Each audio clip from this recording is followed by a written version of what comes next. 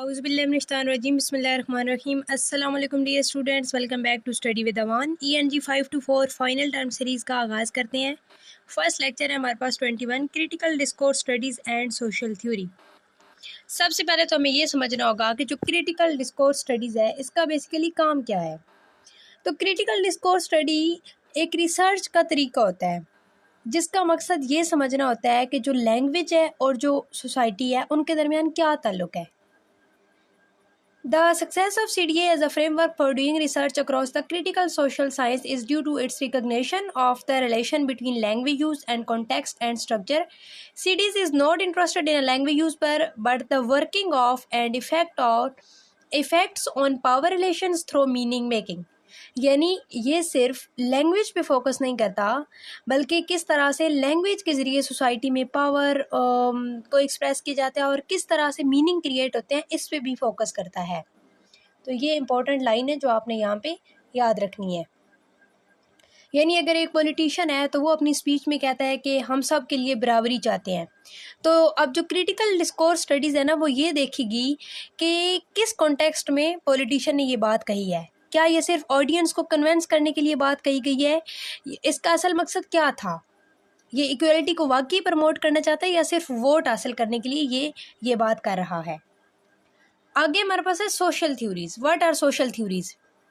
Social theories ऐसे ideas होते हैं जो हमें सोसाइटी के बारे में समझाते हैं, यानी सोसाइटी कैसे काम करती है मीन टू से कि लोगों के दरमियान किस तरह से पावर डिवाइड होती है और सोसाइटी में किस तरह से चेंज आता है।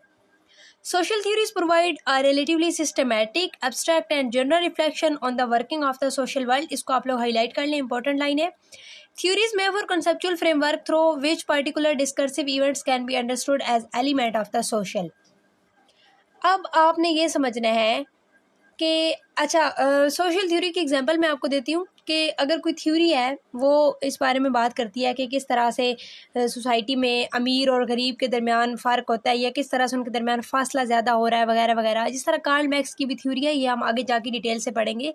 तो अब इस थ्योरी को हम सोशल थ्योरी का नाम दे सकते हैं बिकॉज ये एक सोसाइटी के एक इशू के बारे में बात कर रही है। अच्छा, फ्रेमवर्क क्या होता है? फ्रेमवर्क जो है ये एक तरह का मैप होता है। ये रिसर्चर को गाइड करता है कि वो किस एंगल से अपना जो टॉपिक है, अपना जो कॉन्सेप्ट है वो समझा सके। थ्योरीज में offer conceptual framework through which particular discursive events can be understood. मतलब कि ना जो थ्योरीज होती है ना वो एक फ्रेम देती हैं जिसमें क्रिटिकल डिस्कोर्स स्टडीज़ वाले डिस्कोर्सेज जैसे कोई डायलॉग हो, बातचीत हो या टेक्स्ट हो, जो भी हो, तो उसको उस फ्रेमवर्क की हेल्प से समझा जाता है। मैं आपको एग्जांपल देती हूँ कि अगर कोई ऐड आपने देखा होगा टीवी में, जिस तरह उसमें अगर कोई फेयर स्किन दिखाई जा रही होती है, उसको प्रमोट किया जा रहा होता है, तो उसके पीछे कॉन्सेप्चुअल फ्रेमवर्क ये होता है कि उसमें वाइटनेस को ना सुपीरियर समझा जा रहा होता है। वाइटनेस को सुपीरियर समझने की जो आइडियोलॉजी है ना उसको प्रमोट किया जा रहा होता है बेसिकली। अब यहाँ पे कुछ इंपॉर्टेंट क्वेश्चंस हैं जो कि आपने याद रखने हैं। सबसे पहले एक्शन और स्ट्रक्चर, इनके दरमियान क्या ताल्लुक है? इसका मतलब ये है कि इसमें हम ये देखते हैं कि क्या सोसाइटी लोगों के बिहेवियर को डिसाइड करती है या लोग खुद अपना बिहेवियर चूज करते हैं। डिस्कर्सिव और एक्स्ट्रा डिस्कर्सिव का क्या ताल्लुक है? अच्छा, डिस्कर्सिव का मतलब होता है वो टेक्स्ट जो लैंग्वेज में कहा गया हो, और एक्स्ट्रा डिस्कर्सिव का मतलब होता है कि उसके बिहाइंड जो सोशल या पॉलिटिकल कल्चरल पावर्स होती हैं। एग्जाम्पल मैं आपको देती हूँ कि अगर एक टीचर अपने स्टूडेंट से कहती है कि तुम्हारा जो बैकग्राउंड है ना वो अच्छा नहीं है, तो ये एक डिस्कर्सिव स्ट्रेटजी होगी। डिस्कर्सिव इसको हम नाम दे सकते हैं। और एक्स्ट्रा डिस्कर्सिव के उसके पीछे जो प्रेजुडिस है या टीचर जो है वो बायस हो रहा है यहाँ पे, यानी ये सारी जो रीज़न है ना, तो इसको हम एक्स्ट्रा बायस का नाम दे सकते हैं। अब यहाँ पे दो इम्पोर्टेंट थ्योरीज हैं, डोमिनेंट सोशल थ्योरीज हैं जो कि आपने याद रखनी है। कार्ल मैक्स की है और दूसरी है फुकैल्ट की, ठीक है। तो ये दोनों आपने याद रखनी है। कार्ल मैक्स का जो बेसिकली कॉन्सेप्ट था वो ये था कि उसकी थ्योरी के मुताबिक ना सोसाइटी में दो तरह के ग्रुप्स होते हैं, अमीर और गरीब लोग, ठीक है। ये हम आगे जाके डिटेल से पढ़ेंगे। और इसी तरह से फुकैल्ट का ये कॉन्सेप्ट था कि जो उनका जो फोकस था ना वो पावर और नॉलेज पे था। उनका कहना था कि लैंग्वेज के ज़रिए लोगों पे कंट्रोल किया जा सकता है।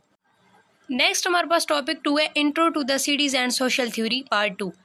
At the beginning 1970s, there was a concern in CL to make particular representation of reality and discrimination in and through language use visible. Social structures were seen as operating in a discriminating fashion. अच्छा, इसका क्या मतलब है? 1970 का जो time period था, 1970s के आगाज़ में ना क्रिटिकल लिंग्विस्टिक है उसने किस चीज़ पे फोकस किया था कि किस तरह से लैंग्वेज का इस्तेमाल करके डिस्क्रिमिनेशन होती है और किस तरह से रियलिटी को रिप्रेजेंट किया जाता है, इस पे फोकस किया था CL ने। अब उनका कहना ये था क्रिटिकल लिंग्विस्टिक के अकॉर्डिंग लैंग्वेज के ज़रिए ना लोगों के साथ अनफेयर बिहेवियर होता है, यानी लोगों के साथ अनफेयर बिहेवियर को एक्सप्रेस करने के लिए हम लैंग्वेज का यूज़ करते हैं। और उस दूसरा पॉइंट ये था कि उस लैंग्वेज के पीछे कुछ आइडियोलॉजीज छुपी होती हैं। ठीक है, अब यहाँ पे कुछ कॉन्सेप्ट्स दिए गए हैं। फॉलर और क्रेस का कॉन्सेप्ट है। इनका ये कहना था कि लोगों को ग़ुलामी में रखने वाली सोच छुपाई जाती है लैंग्वेज के ज़रिए, यानी कि इसकी एग्जांपल हम इस तरह से ले सकते हैं कि अगर मीडिया में बार बार जो इमिग्रेंट्स हैं उनको बर्डन या प्रॉब्लम कहकर दिखाया जाए, तो इसमें जो क्रिटिकल लिंग्विस्टिक वाले हैं ना वो ये कहते हैं कि इसमें अब लैंग्वेज को यूज़ किया जा रहा है डिस्क्रिमिनेशन के लिए। ठीक है, या इस तरह से इमिग्रेंट्स की वैसे बेस्ट एग्जाम्पल थी। नेक्स्ट यहाँ पे सोशल स्ट्रक्चर और एजेंसी के मसले को हाईलाइट किया गया है। अच्छा, इसका ये मतलब था कि जो लोग हैं ना वो अपनी मर्ज़ी से कोई काम नहीं कर सकते, बल्कि उनमें सोसाइटी का कंट्रोल होता है। अच्छा, इसकी एग्जांपल हम इस तरह से ले सकते हैं, आपने आजकल भी अपने माशरे में देखा होगा कि बाज़ औक़ात कोई काम सिर्फ इसलिए नहीं की जाती कि वो हमारे रस्म व रिवाज का ऐसा नहीं होता, और कुछ काम सिर्फ महज इसलिए किए जाते हैं कि वो हमारा एक रिवाज बन चुका होता है, वो रस्में होती हैं हमारी। ठीक है, उनका कोई बाज़ औक़ात फ़ायदा भी नहीं हो रहा होता। तो इस तरह से जो सोसाइटी होती है ना वो लोगों को कंट्रोल कर रही होती है। अब यहाँ पे आल्थुसर का कॉन्सेप्ट बताया गया है, तो ये इम्पोर्टेंट कॉन्सेप्ट है। अच्छा, इनकी जो आइडियोलॉजी थी ना ये क्लासिक तरीके से नहीं समझते हैं, बल्कि इनका ये कहना था कि जो आइडियोलॉजी होती है ना ये कोई फॉल्स इमेज नहीं है रियलिटी का, बल्कि ये एक मटेरियल चीज़ है। अब मटेरियल चीज़ है तो फिर इसको हम देखते कैसे? इसको हम प्रैक्टिस में देखते हैं। आगे यहाँ पे कॉन्सेप्ट दिया गया इंटरप्लेशन। What is interpolation? अच्छा, इसका ये मतलब था कि जब सोसाइटी एक शख्स को ना सब्जेक्ट बना देती है, मतलब उसका रोल और उसकी सोच डिफ़ाइन करती है, तो इसको कहते हैं इंटरप्लेशन। यानी अगर आपको बचपन से ये सिखाया जाए कि आप अच्छे बच्चे हैं और अच्छे बच्चे हमेशा हुकूमत की बात मानते हैं, तो ये आइडियोलॉजी आपको एक फर्माबरदार सिटीज़न बना रही है। ठीक है, तो इसको बेसिकली कहते हैं इंटरप्लेशन, और इसमें आपको इंटरप्लेट किया गया है। ये वाली लाइन आप लोग हाईलाइट भी कर लें। आइडियोलॉजी इज़ दस a question of material existence and practices, तो ये MCQs में पूछा जा सकता है। आगे यहाँ पे कुछ स्कॉलर्स के कॉन्सेप्ट्स बताए गए हैं, जिस तरह फॉल्ट का ये कहना था कि पावर और नॉलेज आपस में जुड़े होते हैं। जिस तरह एक डॉक्टर है तो उसके पास मेडिकल नॉलेज है, इस वजह से उसको सोसाइटी में सुपीरियर समझा जाता है। इसी तरह से सीडीज़ में कुछ न्यू डेवलपमेंट्स हुई, जैसे कॉर्पस लिंग्विस्टिक है। Corpus linguistic studies related to CDS have pointed to social theories.